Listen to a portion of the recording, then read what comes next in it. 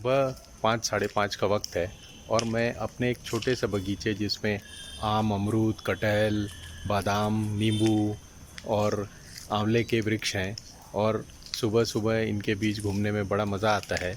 हल्की हल्की सी बारिश हो रही है जिससे सारे पेड़ पौधे साफ़ सुथरे और सुंदर दिख रहे हैं। आपको भी देखने में बड़ा मज़ा आएगा।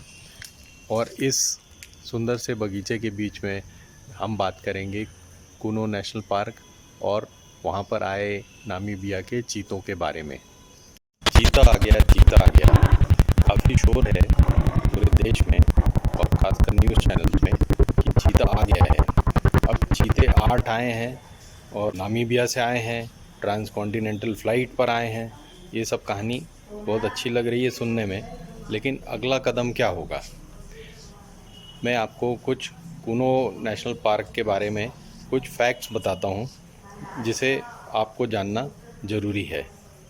कुनो नेशनल पार्क को स्थापित किया गया था, इसकी योजना प्लान जो बना था करीब 2000 के आसपास, और इसमें ओरिजिनल प्लान था कि एशियाटिक लायंस को यहाँ पर विस्थापित करके रिहेबिलिटेट किया जाएगा। और ये एशियाटिक लायन आने कहाँ से थे? पूरे देश में एशियाटिक लायन सिर्फ गिर में है जो कि गुजरात में है। तो ये एशियाटिक लायन वहाँ से आने थे, लेकिन तत्कालीन मुख्यमंत्री श्री नरेंद्र मोदी जी ने साफ मना कर दिया था कि हमारे गिर सेंचुरी के शेर कहीं भी नहीं जाएंगे।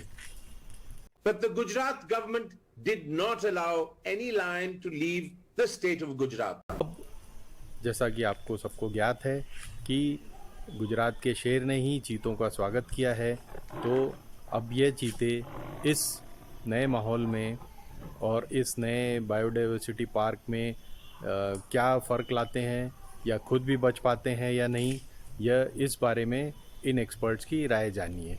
African cheetah coming to India, it's got to be now a habitat for African cheetahs.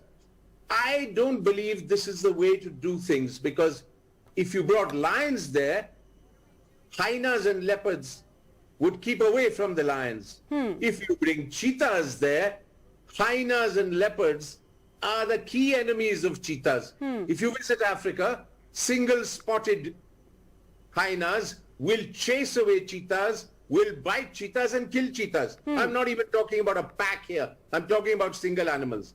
Lions will take away the food of cheetahs whenever they get an opportunity and kill cheetahs. And I've watched this with my own eyes. Leopards are the biggest threat to cheetahs. So Kuno Palpur is an area of leopards. So my issue here is that when you develop Kuno Palpur, when you bring 6,400 square kilometers to its ideal shape, your population of leopards and hyenas and even wolves will go up. And these are all enemies of your 5 to 10 to 15 cheetahs, which you're introducing in the first years, which may go up to 35. So it's a huge problem for any forest officer, expert or conservationist to find a path in a minefield of obstacles. कुछ बातें जानने लायक हैं चीतों के बारे में।